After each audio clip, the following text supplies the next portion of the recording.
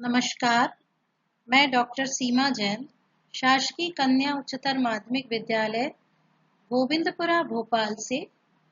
मैं आज आपके साथ अवकलज के अनुप्रयोग पर चर्चा करूंगी और अवकलज के बहुत सारे अनुप्रयोगों में से आज हम देखेंगे राशियों के परिवर्तन की दर, या कह सकते हैं rate of change of quantities. आज हम देखेंगे राशियों के परिवर्तन की दर, यानी rate of change of quantities. अवकलज ds/dt से जो हमारा तात्पर्य है वो किसी समय अंतराल t के सापेक्ष दूरी s के परिवर्तन की दर से है। इसी प्रकार यदि एक राशि y एक दूसरी राशि x के सापेक्ष किसी नियम y बराबर fx को संतुष्ट करते हुए परिवर्तित होती है तो dy/dx या फिर f' जो है उसे x के सापेक्ष y परिवर्तन की दर के रूप में प्रदर्शित करता है। और dy/dx at x = x0 पे ये जो चीज है ये x के सापेक्ष y के परिवर्तन की दर को प्रदर्शित करता है।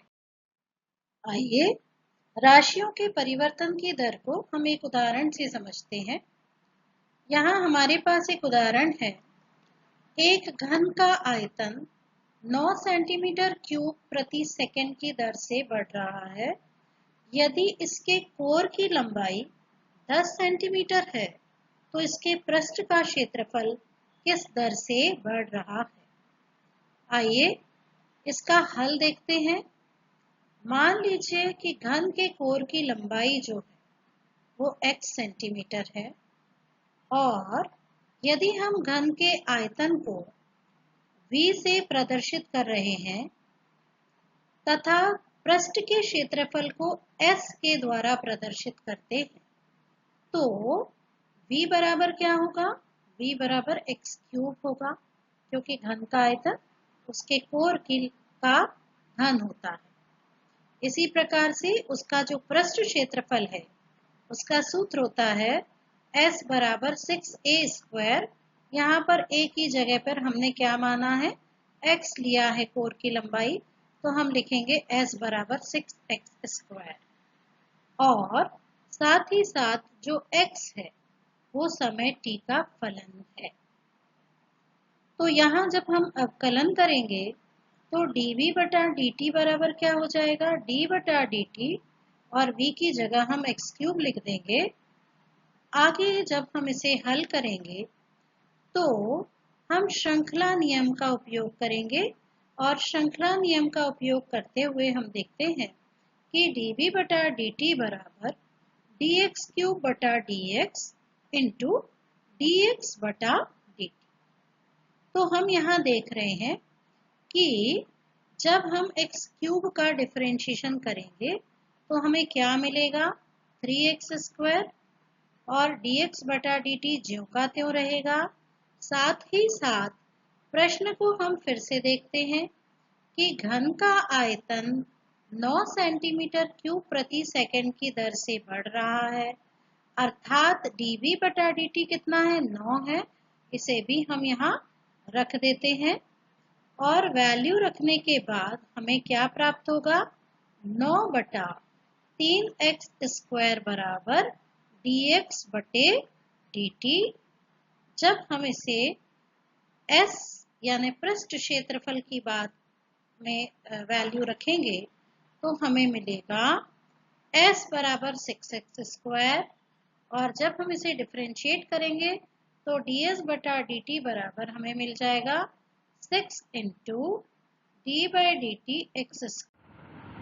तो यहाँ हम देखते हैं कि ds/dt बराबर कितना मिलेगा? 6 गुना d/dx x² और dx/dt। जब हम x² को अवकलित करेंगे तो हमें मिल जाएगा 2x। तो यहाँ पर 6 का जब 2x से गुणा करेंगे तो कितना मिल जाएगा? 12x और साथ में dx बाय dt। अब क्योंकि हमारे पास ds बाय dt जो है उसका मान हम निकालना चाहते हैं और हमें dx बाय dt का मान 9/3x² ज्ञात है, तो हमें मिल जाएगा ds बाय dt बराबर 12x गुणा 9/3x²। जब हम इसे आगे हल करेंगे तो हमें क्या मिल जाएगा, ds बटा dt बराबर 36/x, और चूंकि x कितना दिया है, 10 सेंटीमीटर दिया है, तो जब हम x का मान 10 रख देंगे तो हमें मिलेगा ds बटे dt बराबर 36/10 बराबर 3.6 सेंटीमीटर स्क्वायर प्रति सेकेंड। आइए हम एक और उदाहरण देखते हैं। किसी उत्पाद की x इकाइयों के विक्रय से प्राप्त कुल आय रुपयों में rx बराबर 3x² प्लस 36x प्लस 5 से प्रदत्त है। जब x बराबर 5 हो तो सीमांत आय ज्ञात कीजिए। जहां सीमांत आय से हमारा अभिप्राय किसी क्षण विक्रय की गई वस्तुओं के सापेक्ष संपूर्ण आय के परिवर्तन की दर से है। यहाँ पर जब हम इसका हल देखेंगे तो हम पाते हैं कि सीमांत आय किसी क्षण विक्रय की गई वस्तुओं के सापेक्ष आय परिवर्तन की दर होती है, तो हम यहाँ लिख देंगे कि सीमांत आय यानी मार्जिनल रिवेन्यू MR बराबर DR बाय DX। इससे हमें मिलेगा MR बराबर D बाय DX, और R की वैल्यू क्या दी थी प्रश्न में, 3x² प्लस 36x प्लस 5, जो कि हम यहाँ पर R की जगह पे रख देंगे। तो हमें क्या प्राप्त हो जाएगा, D बाय DX 6 का जो मान मिलेगा वो मिलेगा हमें 6x प्लस 36, और इसे जब हम x बराबर 5 रख के हल करेंगे तो हमें जो मार्जिनल रिवेन्यू है वो मिलेगा 6 गुणित 5 धन 36 बराबर 66 या 66। अतः अभीष्ट सीमांत आय या आय प्रति इकाई जो हमें मिला है वो 66 रुपए है। आइए राशियों से परिवर्तन से संबंधित एक और उदाहरण हम देखते हैं। यहाँ हमारे पास एक प्रश्न है कि एक वृत्त की त्रिज्या समान रूप से 3 सेंटीमीटर प्रति सेकंड की दर से बढ़ रही है। ज्ञात कीजिए कि वृत्त का क्षेत्रफल किस दर से बढ़ रहा है। यहाँ हम हल देखते हैं। हमने माना कि वृत्त की त्रिज्या जो है वो r सेंटीमीटर है, और हमें क्या क्या दिया गया है, हमें दिया है dr बटा dt जो है वो 3 सेंटीमीटर प्रति सेकंड है। हमें क्या ज्ञात करना है, प्रश्न के अनुसार वृत्त का क्षेत्रफल किस दर से बढ़ रहा है, ये हमें ज्ञात करना है। क्षेत्रफल को हम किससे रिप्रेजेंट करते हैं, a से, अर्थात हमें dA बटा dt ज्ञात करना है। अब वृत्त है इसलिए क्षेत्रफल कितना होगा, तो यहाँ हम देख पा रहे हैं कि वृत्त का क्षेत्रफल a बराबर कितना है, पाई r² है। यदि हम a को t के सापेक्ष अवकलित कर रहे हैं तो हमें क्या प्राप्त होता है, dA बटा dt बराबर d बाय dt पाई r²। और तो जब हम dA बाय dt निकालेंगे तो हम क्या लिखेंगे, पाई d बाय dr r², और साथ में क्या लिख देंगे, dr बाय dt। जब हम r² का अवकलन करेंगे तो हमें मिल जाएगा 2r, तो हमें dA बाय dt क्या प्राप्त हो जाएगा, पाई इंटू 2r इंटू 3। क्यों, क्योंकि यहाँ पर हमारे पास dr बाय dt का मान 3 सेंटीमीटर प्रति सेकंड दिया गया है। तो जब हमने इसे हल किया तो हमें मिल गया 6r पाई, और जब हमने r का मान यहाँ पर 10 सेंटीमीटर रख दिया तो हमें क्या मिल जाएगा, 6 गुणा 10 पाई और आगे हल करने पर हमें dA/dt का मान मिलेगा 60 पाई सेंटीमीटर स्क्वायर प्रति सेकेंड। तो dA/dt कितना मिल गया? 60 पाई सेंटीमीटर स्क्वायर प्रति सेकेंड। आइए एक और उदाहरण हम देखते हैं। एक स्थिर झील में एक पत्थर डाला जाता है और तरंगें वृत्तों में 5 सेंटीमीटर प्रति सेकंड की गति से चलती हैं। जब वृत्ताकार तरंग की त्रिज्या 8 सेंटीमीटर है तो उस क्षण घिरा हुआ क्षेत्रफल किस दर से बढ़ रहा है? हम सबसे पहले ये मान लेते हैं कि वृत्ताकार तरंग की त्रिज्या माना r सेंटीमीटर है और देखते हैं कि हमें क्या दिया है। तो हमें दिया गया है dr/dt बराबर 5 सेंटीमीटर प्रति सेकेंड। और हमें क्या ज्ञात करना है? हमें ज्ञात करना है कि वृत्त का क्षेत्रफल किस दर से बढ़ रहा है। क्षेत्रफल को हम सामान्यतः a से व्यक्त करते हैं। इसका मतलब ये हुआ कि हम dA/dt ज्ञात करेंगे। तो वृत्त का क्षेत्रफल क्या होता है? सूत्र A बराबर पाई r स्क्वायर। तो जब हम A को t के सापेक्ष अवकलित करेंगे तो हम पाते हैं कि dA/dt बराबर d/dt पाई r स्क्वायर। दोनों पक्षों का अवकलन करने पर हम पाते हैं कि dA/dt बराबर पाई d/dr r स्क्वायर और इंटू में dr/dt। इससे हमें क्या मिलेगा? r स्क्वायर का जब हम डिफरेंशिएशन करेंगे r के सापेक्ष तो हमें मिलेगा 2r और साथ ही साथ हमें dr/dt दिया गया है 5 सेंटीमीटर पर सेकेंड। तो हम उसका मान भी यहाँ पर रख देंगे। तो हमें प्राप्त हो जाएगा 10r इंटू पाई।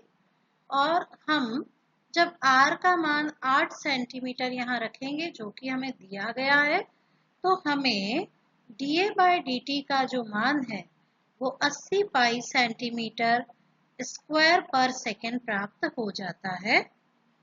अर्थात वृत्ताकार तरंग के क्षेत्रफल परिवर्तन की दर जो dA/dt बराबर 80 पाई सेंटीमीटर स्क्वायर प्रति सेकेंड प्राप्त।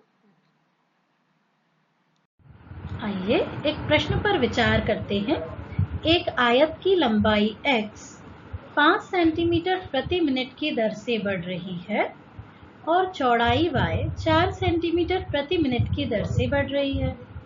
जब x बराबर 8 सेंटीमीटर और y बराबर 6 सेंटीमीटर है तब आयत के परिमाप और क्षेत्रफल के परिवर्तन की दर ज्ञात कीजिए। तो आइए इसका हल हम देखते हैं। हम मान लेते हैं कि आयत की लंबाई और चौड़ाई क्रमशः x और y है, जहां पर हमें ये भी दिया है कि आयत की लंबाई 5 सेंटीमीटर प्रति मिनट की दर से बढ़ रही है। तो dx/dt जो है वो 5 सेंटीमीटर प्रति मिनट है। चूंकि चौड़ाई 4 सेंटीमीटर प्रति मिनट की दर से बढ़ रही है तो dy/dt बराबर 4 सेंटीमीटर प्रति मिनट होगा। अब हमें क्या देखना है कि परिमाप में परिवर्तन की दर क्या होगी। तो सबसे पहले हम देख लेते हैं कि आयत का परिमाप क्या होता है। तो आयत का परिमाप P बराबर 2 गुणा लंबाई धन चौड़ाई होता है और चूंकि आयत की लंबाई x है और चौड़ाई y है तो यहाँ हम लिख देंगे आयत का परिमाप P बराबर 2 गुणा x धन y। जब हम t के सापेक्ष P को अवकलन करेंगे तो हम पाएंगे कि dP/dt बराबर 2 गुणा d/dt x प्लस y, जिसे आगे अवकलित करने पर हमें मिलता है dP/dt बराबर 2 गुणा dx/dt प्लस dy/dt। और जब हम dx/dt और dy/dt के मानों को यहाँ रख देंगे तो हमें क्या मिल जाएगा dp बाय dt बराबर 2 गुना 5 धन 4 सेंटीमीटर प्रति मिनट। और जब हम इसे हल करेंगे तो हमें मिलेगा dp बाय dt बराबर 18 सेंटीमीटर प्रति मिनट। तो इस प्रकार आयत के परिमाप परिवर्तन की दर हमें क्या प्राप्त हो जाएगी? 18 सेंटीमीटर प्रति मिनट। जब हम आयत का क्षेत्रफल देखेंगे तो हम पाते हैं कि आयत का क्षेत्रफल A बराबर लंबाई गुणा चौड़ाई, और जैसा कि हमने लंबाई और चौड़ाई को क्रमशः x और y लिया है तो हमें मिल जाता है कि आयत का क्षेत्रफल A बराबर x इंटू वाई। जब हम इसको विद रिस्पेक्ट टू t अवकलित करेंगे तो हम पाएंगे कि dA बाय dt बराबर d बाय dt xy, और हम जब xy का अवकलन करेंगे तो हम यहाँ पर दो फलनों के गुणनफल का अवकलन का सूत्र का उपयोग करते हैं। जैसा कि आप जानते हैं कि दो फलनों के गुणनफल का जो अवकलन होता है वो होता है पहला फलन ज्यों-का-त्यों, दूसरे का अवकलन प्लस दूसरा ज्यों-का-त्यों और पहले का अवकलन। तो हमें क्या मिल गया? dA बाय dt बराबर x गुणा dy by dt plus y गुणा dx बाय dt। अब यहाँ पर चूंकि हमारे पास x का मान 8 सेंटीमीटर और y का मान 6 सेंटीमीटर है, साथ ही साथ हमारे पास dy बाय dt और dx बाय dt के भी मान दिए गए हैं, तो इन मानों को रखने पर हमें प्राप्त होगा dA बाय dt बराबर 8 गुणा 4 धन 6 गुणा 5 बराबर 32 धन 30, और इस प्रकार से हमें dA बाय dt का मान 62 सेंटीमीटर स्क्वायर प्रति मिनट प्राप्त हो जाएगा। अतः हम कह सकते हैं कि आयत के क्षेत्रफल के परिवर्तन की दर 62 सेंटीमीटर स्क्वायर प्रति मिनट होगी।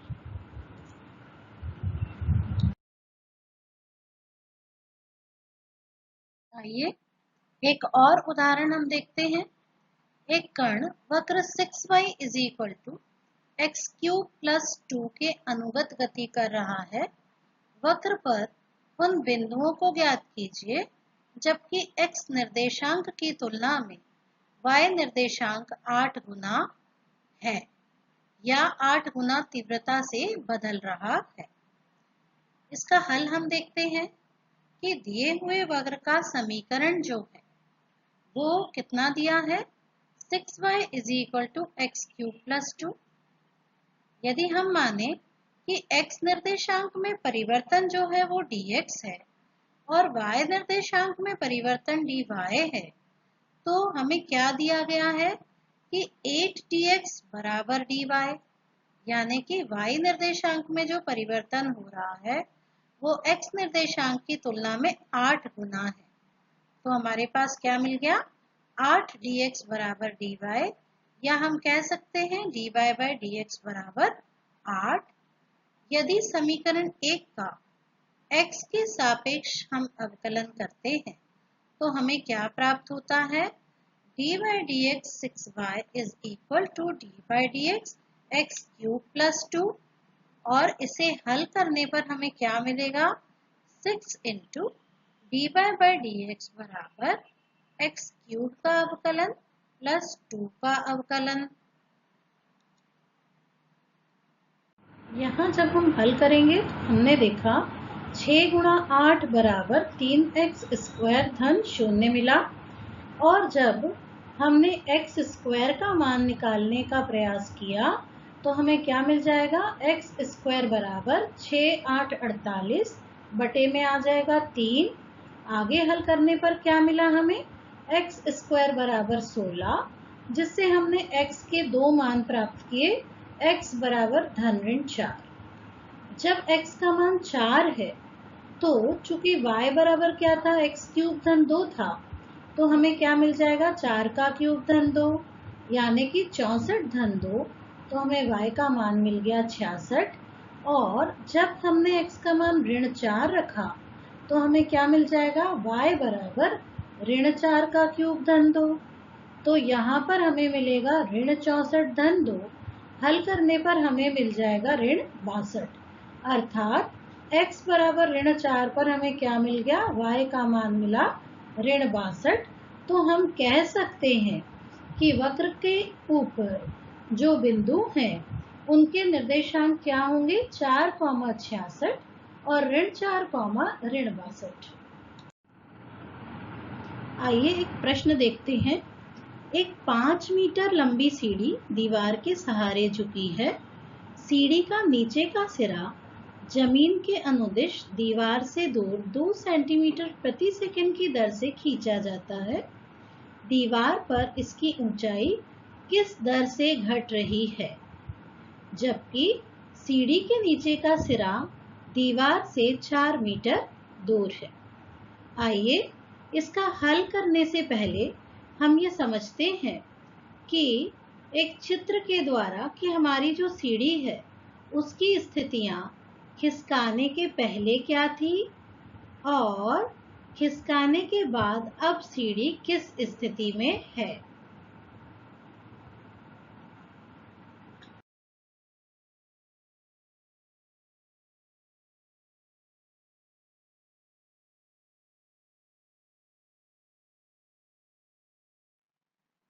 आइए इसका हल देखें। तो जो सीढ़ी है उसकी लंबाई दी गई है 5 मीटर। सीढ़ी के नीचे का सिरा जमीन के अनुदिश दीवार से दूर 2 सेंटीमीटर प्रति सेकंड की दर से खींचा जाता है, अर्थात dy/dt बराबर 2 सेंटीमीटर प्रति सेकंड। दीवार पर इसकी ऊंचाई किस दर से घट रही है, जबकि सीढ़ी के नीचे का जो सिरा है वो दीवार से 4 सेंटीमीटर दूर है। तो यहाँ पर dx बटा dt कितना हो जाएगा, देखना है। y बराबर दिया है 4 मीटर और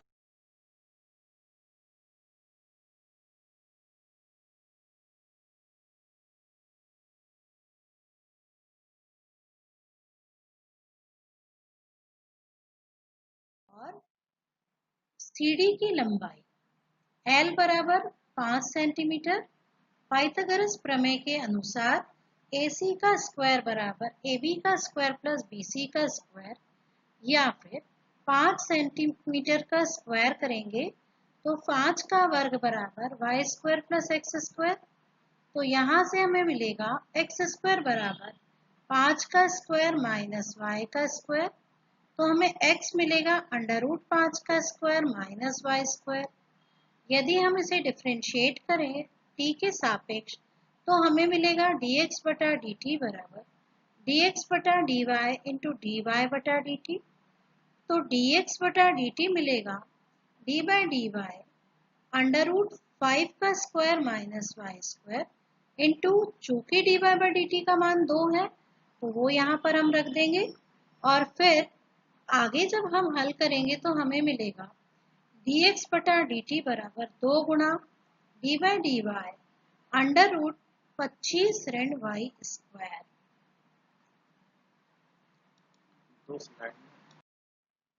तो यहाँ हमें मिलेगा dx बटा dt बराबर 2 गुणा d/dy √25 ऋण y स्क्वायर।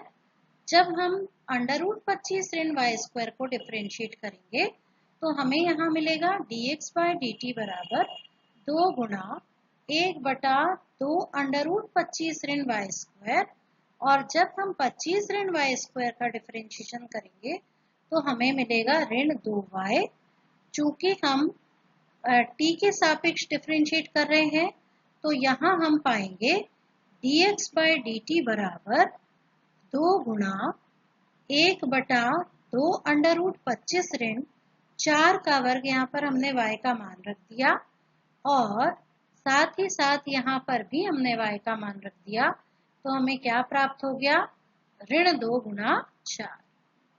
आगे हम हल करते हैं तो हमने देखा dx/dt बराबर 1 बटा √25 ऋण 16 और हमें ऊपर मिल जाएगा ऋण 8, जिसे हम आगे हल करके देखेंगे तो हमें मिलेगा dx/dt बराबर 1 बटा √9 गुणा ऋण 8 जिसे हम हल करेंगे तो हमें मिलेगा dx बटा dt बराबर -8/3।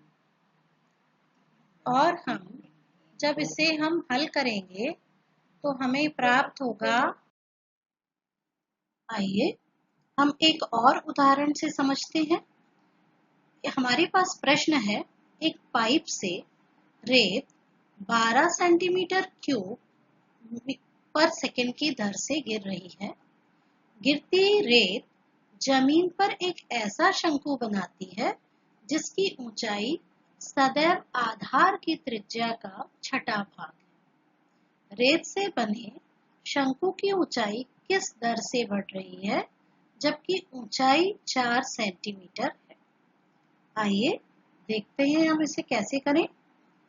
तो यहाँ पर सबसे पहले हम ये देख लेते हैं कि हमें क्या दिया है और क्या ज्ञात करना है। तो एक पाइप से रेत 12 सेंटीमीटर क्यूब पर सेकंड की दर से गिर रही है। इसका मतलब ये हुआ कि हमें आयतन में परिवर्तन की दर दी गई है। साथ ही साथ हमें और क्या दिया है कि शंकु की ऊंचाई और आधार की त्रिज्या में एक संबंध दिया है। और हमें क्या निकालना है कि रेत से बने शंकु की ऊंचाई किस दर से बढ़ रही है, ये हमें ज्ञात करना है। साथ ही साथ हमें ऊंचाई 4 सेंटीमीटर दी गई है। तो हम मान लेते हैं कि शंकु की त्रिज्या r है और उसकी ऊंचाई h है, तथा हमने माना कि शंकु का आयतन जो है वो v है। तो हमें क्या दिया है, dv बाई dt दिया है, जो कि कितना है 12 सेंटीमीटर क्यूब पर सेकेंड। और साथ ही साथ हमें दिया है h, जो कि त्रिज्या का छठा हिस्सा है, यानी h बराबर हम लिखेंगे r/6। शंकु का आयतन क्या होता है, शंकु का आयतन होता है v बराबर 1/3 पाई r स्क्वायर h। अब हम इस आयतन के सूत्र में 1/3 पाई r स्क्वायर h में r की जगह पर क्या रख दें, 6h रख दें, क्योंकि हमें दिया है h बराबर r/6। तो यहाँ हम देखते हैं कि हमें क्या मिल जाएगा, v बराबर 1/3 पाई 6h का स्क्वायर इंटू h, जिससे कि हमें मिलेगा v बराबर 1/3 पाई 36h क्यूब। आगे हम इसे हल करेंगे तो 36 से 3 को भाग देने पर हमें मिला 12। तो हमें मिल जाएगा v बराबर 12 पाई h क्यूब। अब हम इसको t के सापेक्ष अवकलित करेंगे। तो अवकलन में हम पाते हैं कि dv बाई dt बराबर d by dt 12 pi h cube, जिसे हल करने पर हमें मिलेगा dv बाई dt बराबर 12 पाई, जो कि कांस्टेंट है तो हम बाहर कर लेंगे, और d by dt h cube. अब हम h क्यूब को जब डिफरेंशिएट करेंगे विद रिस्पेक्ट टू t, यानी कि t के सापेक्ष यदि हम h क्यूब का अवकलन कर रहे हैं, तो हमें मिलेगा dv बाई dt बराबर 12 पाई h क्यूब का डिफरेंशिएशन हो गया 3h स्क्वायर, और साथ ही साथ क्योंकि हम t के सापेक्ष कर रहे थे तो हम लिखेंगे dh बाई dt। आगे और हल करके देखते हैं इसे। तो हमें मिलेगा dv बाई dt बराबर 12 और 3 का गुणा हुआ तो हमें मिला 36 पाई h स्क्वायर, साथ में dh बटा dt। यदि हम dv बाई dt जो कि हमें दिया है 12 सेंटीमीटर क्यूब प्रति सेकेंड और h हमें दिया गया है 4 सेंटीमीटर, यदि इन दो मानों को हम रख दें तो हमें क्या मिल जाएगा, 12 बराबर 36 पाई 4 का वर्ग और dh बटा dt। इससे हमें क्या प्राप्त होगा, dh बटा dt बराबर 1/48 पाई सेंटीमीटर प्रति सेकेंड। आप अपनी किताब में दी गई अभ्यास प्रश्नावली के सवालों को करते रहिए। धन्यवाद।